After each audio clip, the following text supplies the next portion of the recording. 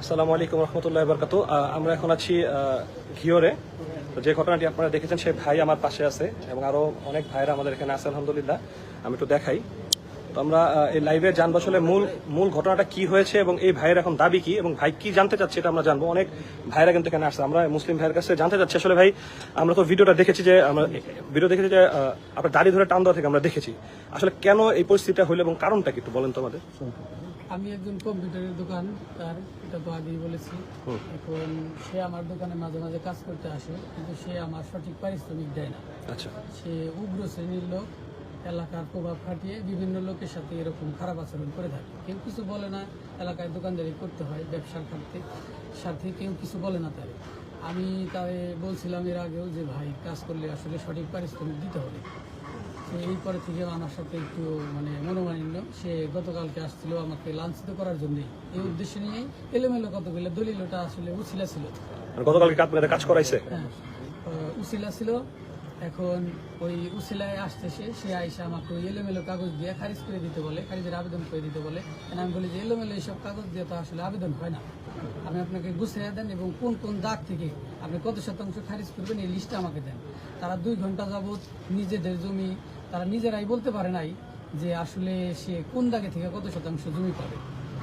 সে যদি যার জমি সেই যদি না বলতে পারে, আমি কিভাবে তারা আবেদন করে দিব?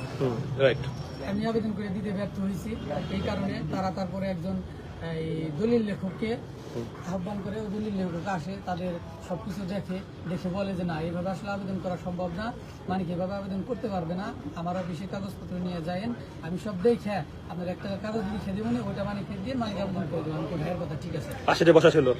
একজন দলিল লেখক আহ্বান করেছিল, এই নাসিম ভুইয়াই তাকে আহ্বান করেছিল, সেই এসে এইসব কথা বলেছে। বলার পরে সে চলে গেছে, সে কোনো সমাধান দিতে পারে নাই। তারপরে সে আমাকে চাপ প্রয়োগ করে যে এটা আমাকে করেই দিতে হবে। আমি কই ভাই এটা তো আসলে সম্ভব না কোনোভাবে। তারপরে রাত 9টা বেজে গেছে, আমার বাড়িতে 2 বাচ্চা আছে, তারা আমার ছাড়া খায়ও না, ঘুমায়ও না। 9টার ভিতরে আমার বাসায় যাইতে হয়, নাহলে বাসায় কান্নাকাটি লেগে যাবে, খাওয়া দাওয়া হবে। এখন আমি 9টা বেজে গেছে, আমি ভাই বাসায় চলে যাব, আমি এই এলোমেলো খারিজটা আসলে করতে পারবো না। আর করলেও কালকে সকাল আপনি ফ্রি টাইমে আসেন, আমার যত সময় লাগে আমি দেখি এটা করে দেবো। না তুই এখনই করে দিবি কিনা তো বল। আমি না ভাই, আমি সম্ভব হচ্ছে না, করে দিবি। তখন সে আমাকে জোর করে এবং গালাগালি করে, আমাকে হুমকি দেয়। হুমকি দিয়ে সে দোকানে একটু বাইরে চলে যায়। বাইরে চলে যে এই তারা 3 জন লোক ছিল, 3 জনে আলাপ আলোচনা করে আবার ভিতরে ঢুকেই নাসিম আমার এখানে ধরে নাসিম আমার এখানে ধরে গালাগালি দেয় যে তোকে আমি মেরে ফেলবো, কেটে ফেলবো, কেটে ফেলবো তোর দোকানে। লাস্টে যে একটা ব্যক্তি চশমা পরা, ওটা আপনাকে কি শাসাইলো? ওটা লাস্টে যে একটা চশমা পরা ব্যক্তি আমাকে বলে যে এলাকায় দোকান করলে আমাদের নাম কি ওনার নাম হলো ফরিদ, উনি গ্যাসের ব্যবসা করে। উনিও আমাকে শাসাইছে। উনি বলছে যে এলাকায় দোকান করলে আমাদের ছাড় দিতে হবে, তুমি তো আমাদের কোনো প্রায়োরিটি দিচ্ছ না। মানে তারা চায় যে তাদের কাজ করে আমি টাকা না নিই। বিভিন্ন সময় এরকম ভাব দেখাইছে বা এরকম আচরণ করছে, এরকম চাপ প্রয়োগ করছে। এখন আপনি যে একটা ঘটনাটা ঘটলো, এখন আপনার দাবি কি যে পুরো বাংলাদেশ আপনার এই ঘটনায় সে দাড়িতে হাত দিয়েছে, পুরো বাংলাদেশ আপনার পিছনে, কিন্তু পুরো বাংলাদেশ। আমরা ঢাকা থেকে আসছে, অনেক ভাই এখানে আসছে, অনেক ভাই আমি তো দেখাই, অনেক ভাই, পুরো বাংলাদেশ থেকে মানুষ আসছে। তো এখন আপনার দাবি কি, আপনি কি চাচ্ছেন বলেন? আমার দাবি এটা এখন আমার ব্যক্তিগত সমস্যা না, এটা জাতীয় সমস্যা, আইনগতভাবে ধর্মীয় সমস্যা, আইনগতভাবে ইসলামী শরিয়াত মতে তার যা বিচার হয় আমি সেই বিচার প্রার্থনা করছি। গুরুত্বপূর্ণ একটা বিষয় ওলামায়ে কেরামগণ তিনি আমার কাছে আসছেন, আমার দাদের কাছে আমার দাবি, আমি তার বিচার প্রার্থনা করছি আইনগত এবং শরিয়াত সম্মত। মানিকগঞ্জের মধ্যে যে কাহিনীটা ঘটছে বিশ্বের ভিতরে, যে আসলে মূল বিষয়টা হচ্ছে যে তাকে অন্য জায়গায় মারতো, আমরা এতটাও আমরা কেউ আসতাম না, আমরা এরকম উজ্জীবিত হতাম। যেহেতু নবীর সুন্নত দাড়ি, সে যতই ভালো মানুষ হোক, একজন ভালো মানুষ তো কখনো দাড়ির মধ্যে আক্রমণ করতে পারে। সেজন্য আমরা আমাদের ইমানের জায়গা থেকে এই দাবিটা আমরা পেশ করব যে দৃষ্টান্তমূলক আমরা শাস্তি চাই। গুরুত্বপূর্ণ একটা বিষয় হচ্ছে বিষয়টা যখন নাকি আমরা সবাই দেখলাম, ওনার যদি এমন হয়তো কোনো বিষয়কে কেন্দ্র করে অন্য কোনো বিষয় হইতো, তাহলে সেটা ওনার ব্যক্তিগত বিষয় থাকতো। যেহেতু বিষয়টা রাসূল সাল্লাল্লাহু আলাইহি সুন্নাহর উপর, তো এই বিষয়টা এদেশের ওনার একক না, বা মানিকগঞ্জবাসীর একাও না, বা স্থানীয় মানুষেরও না, এটা এদেশের 18 কোটি মানুষের, একই সাথে সারা পৃথিবীর 200 কোটি মুসলমানের এসে এটা। আমরা চাই যে বাকি জাতীয় দাড়িতে হেনস্থা করার ঘটনা কোনো বিচার আমরা দেখতে পাই না। এই দাড়িতে আঘাত করা হবে, টানা হবে, হেঁচড়ানো হবে, অপমান করা হবে। আমরা বাংলার ইতিহাসে আর কোনোদিন এই জাতীয় ঘটনা ঘটক আর আমরা হতে দেব না ইনশাআল্লাহ। এই ঘটনার আজকের মধ্যে দ্রুত নিষ্পত্তি করতে হবে, সমাধান করতে হবে, দৃষ্টান্তমূলক শাস্তি দিতে হবে। প্রয়োজনে যে নাসিম ভুঁইয়া রাসূল সাল্লাল্লাহু আলাইহি ওয়াসাল্লামের সুন্নাত দাড়িতে ধরে টেনেছে, হেঁচড়েছে, আক্রমণ করেছে, এই নাসিম ভুঁইয়াকে প্রয়োজনে ফাঁসির কাস্টে ঝুলানো হবে। এই বাংলার জমিনে আজকের পর থেকে আর কোন নাসিম ভুঁইয়ারা, আর কোন নাস্তিকেরা, আর কোন ইসলাম বিদ্বেষীরা এই দাড়িতে আঘাত করবে, আমরা আজকে এর সুরাহা করতে চাই। আর কোনদিন এই জাতীয় ঘটনা ঘটতে দেব না। একই সাথে বাংলাদেশের জনগণ, সরকার, প্রশাসন সকলকে বলবো, এই বিষয়টাকে কেন্দ্র করে সারা বাংলাদেশের 18 কোটি মানুষ এর সমাধান করতে হবে। আমরা নতুন করে এই ঘটনা আর ঘটক এর আমরা চাই না। সেজন্য আমরা বলেছি আজকে সারা বাংলাদেশে রাত 8টা বাজে প্রত্যেক জেলায় জেলায় বিক্ষোভ সমাবেশ হবে।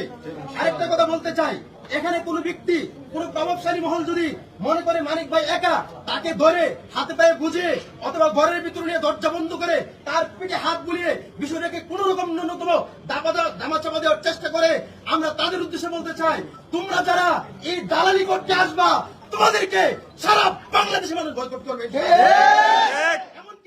এমনকি যদি এই নাসিম ভুঁইয়াকে বিচারের আওতায় না এনে কোন না কোন মহল তাকে দেশ থেকে সহযোগিতা করে, তাকে আশ্রয় দেয়, আমরা এই বিষয়টাকে নিয়ে রাস্তায় নেমেছি।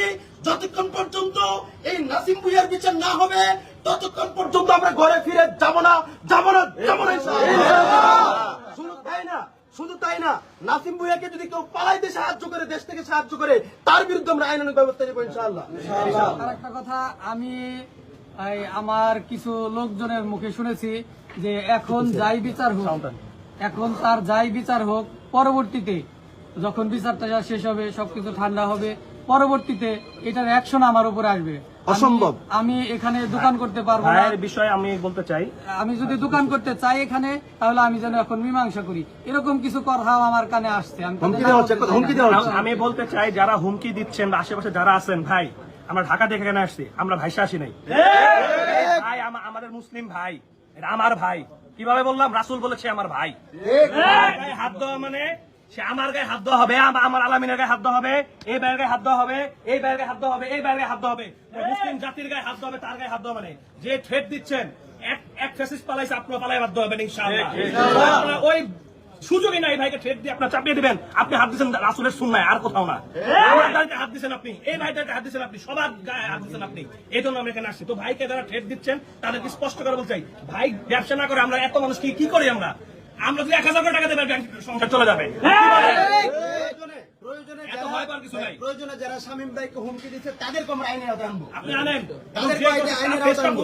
প্রকাশ করতে হবে। বিষয় হলো এই দালালদের আমরা চিনতে চাই, দালালদেরকে আমরা চিনতে চাই। ঠিক আছে, দালালদেরকে আমরা চিনতে চাই। এক শামীম ভাইয়ের দাড়িতে হাত দেয় নাই, সে 200 কোটি দাড়িওয়ালাদেরকে অপমান করেছে। এই মানিক ভাইয়ের দাড়িতে হাত দেয় নাই, বরং সারা পৃথিবীর 200 কোটি মানুষের অন্তরে আঘাত করেছে। এই মানিক ভাইয়ের সাথে আমরা সারা পৃথিবীর 200 কোটি মানুষ আছি। 2 জন 5 জন 7 জন যদি তাকে হুমকি দেয়, কারা হুমকি দেয়, তাদেরকে আমরা চিহ্নিত করে মুসলিম বেরিয়ে আসেন কথা বলেন। সবাই আমরা আসছি আলহামদুলিল্লাহ ভাই। আমরা শুধু মানিকগঞ্জের মানুষ না, আমরা সারা বাংলাদেশ এখানে। ভাই আমরা সারা বাংলাদেশ এখানে না? মানিক ভাইয়ের পক্ষে সারা বাংলাদেশের জনগণ আছে কিনা?